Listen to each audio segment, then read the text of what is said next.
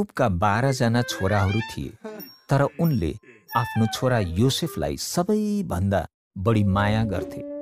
तिनले योसेफलाई रङ्गीन चमकदार विशेष कोट दिएका थिए। योसेफका दाजुहरूले उनलाई ईर्ष्या गर्थे। तिनीहरूले उनलाई मन पराउँदैनथे। योसेफले पनि विशेष किसिमका सपनाहरू देखेका थिए। उनले सुनाउँथे, मेरो सपनामा हामी गहुँको भारीहरू बाँधिरहेका थियौं र तपाईहरूका भारीले मेरो भारीलाई निहुरेर ढोग्यो। यो सुनेर योसेफका दाजुहरूले उनलाई झन घृणा गर्न लागे। योसेफले फेरि अर्को सपना देखेर भने, सूर्य, चन्द्र र 11 ताराहरूले मेरो सामु निहुरिएर ढोग गरे। यो कुरा उनका बुवा र दाजुहरूले राम्रो मानेनन् र भने, के त हामीहरूमाथि शासन गर्ने हुनेछस्? एक दिन योसेफका दाजुहरू खेतमा आफ्ना भेडाहरू चराउँदै थिए। तिनीहरूले उसलाई आफूतिर आउँदै गरेको देखे।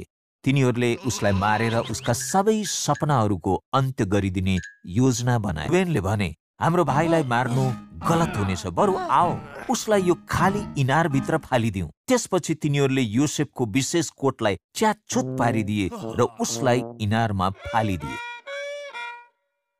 जाँदै गर्दा त्यहाँ आइपुगे।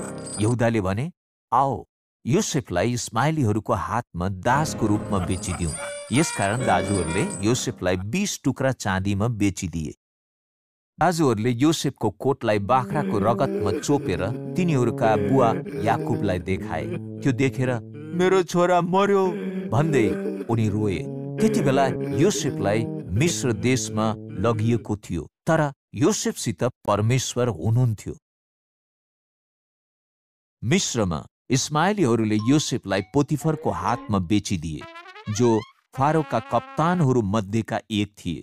परमेश्वरले योसेफलाई आशिष दिनुभयो र उनलाई सफल बनाउनुभयो। पोतिफरले आफ्नो सम्पूर्ण घर परिवारको जिम्मेवारी योसेफलाई दिए।